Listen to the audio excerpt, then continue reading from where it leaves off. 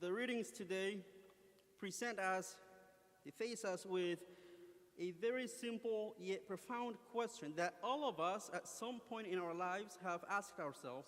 If not in one way, shape, or form, we have asked ourselves about this question. And perhaps we have asked the same question multiple times throughout our lives. The question is this: what is the meaning of life? What is the meaning of life? We perhaps might ask ourselves in a different way the same question. For example, what gives our life meaning, or what moves us? What prompts us to do something? What motivates us to keep going in life, to get up the next day and to go to work and to do this or to do that, just to go on in life? Sometimes we have to ask that question. Sometimes I talk to people who suffer from depression or anxiety, and that question is so important for them because they just cannot see the answer to that. Not because they don't want to, but because sometimes their brains are not giving them, or their hearts are not giving them the answer to that, and so they don't experience the answer to that. And all of us experience the same thing, perhaps not in the same way or to the same capacity, but all of us have asked the same question to ourselves: what gives meaning to my life? Why am I here? Why do I keep going day in and day out? What motivates me to keep going? And the answer to that can also vary. We can sometimes answer that question to ourselves and say, well, what moves me, what motivates me, what gives meaning to my life is my job. I love my job. I love what I do. I love doing that every day, and I just want to go to my work, and that gives meaning to my life, whatever that is. It sort of gives meaning to what I do to my life. Or we can say, you know what, I actually hate my job, but I love my family. I love seeing my kids grow. I love seeing my wife, my husband happy. And so what moves me, what continues to get me up every morning is to go to work, not because I love my work, but because I love those who I'm providing for. And I love seeing them happy, and I love seeing them taken care of. And so that's what moves me. Or we can say what moves me are my possessions. I have a nice house, I have a nice car, I have a nice pool. And you know what? I like those things, and so I want to keep them. In order for me to keep those, I have to get up every morning, go to work, do my things, and so I can keep those things. I don't want to lose them. So that's what moves me. That's what gives meaning to my life. Or we can say, well, you know what? What moves me are my personal desires or my fleshly desires, whatever it is. I have a desire for this or that, and that's what keeps moving me. That's what keeps prompting me to keep going in life. That's what gives meaning to my life. In the readings today, I think we find the same question, and we are answered with two extremes.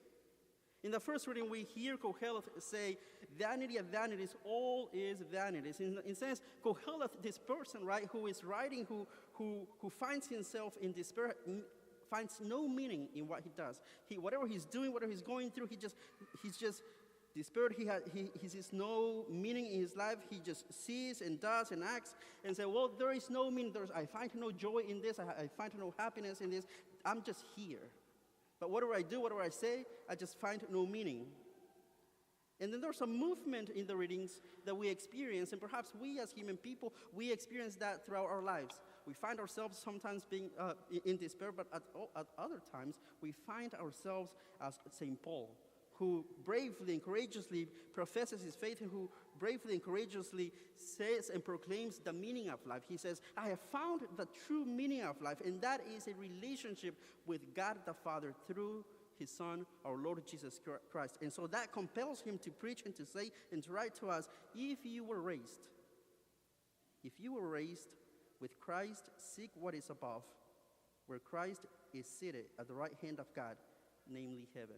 If you were raised, which all of us were, if you are a baptized Christian, you died with Christ, and so you were resurrected with him.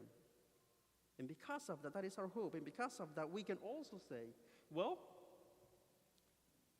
the meaning of our life now, it is not this world, but our final destination, heaven.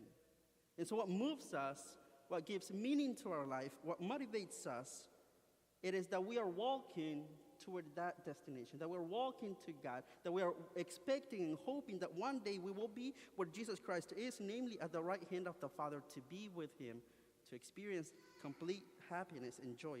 And so that's what motivates a Christian, a true Christian who is always looking up to heaven to one day be with Christ, to one day be with the Father in Jesus Christ. What moves him and what should move him is the hope of heaven. And so Paul calls us, right? He tells us, if that is your hope, if that is what moves you or should move you, then put to death all that is earthly. All your passions, all your anger, all your frustrations, all all that is earthly.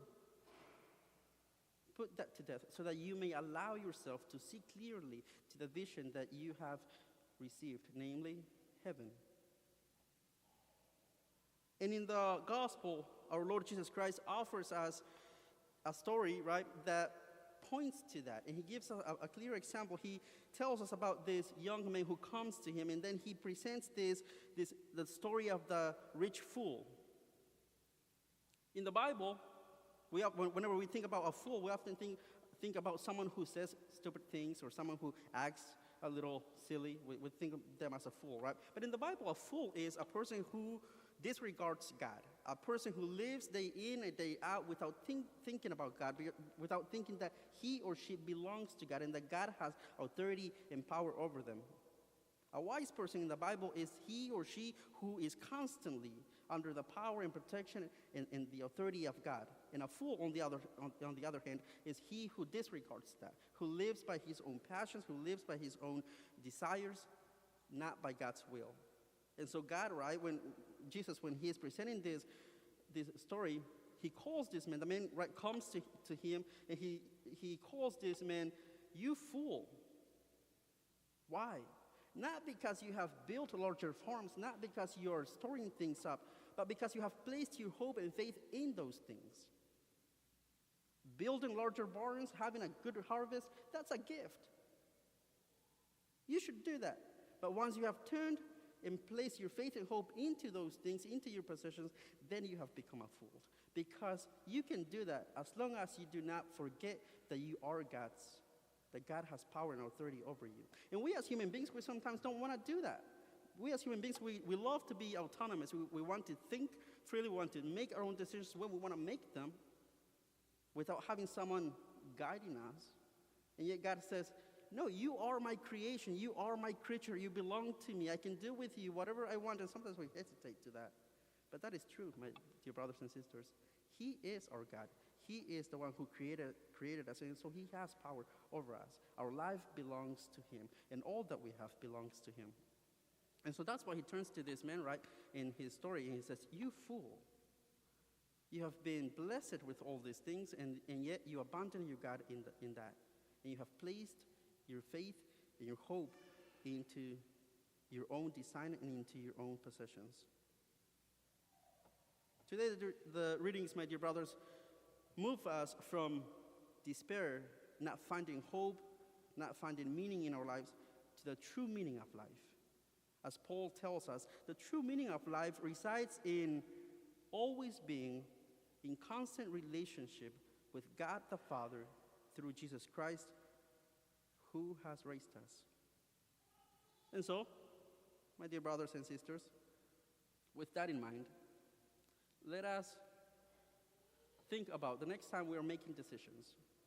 Now, God is not saying, I want you to be poor and I want you to be miserable. God is not saying, I don't want you to be, have possessions. I don't want you to do this or that.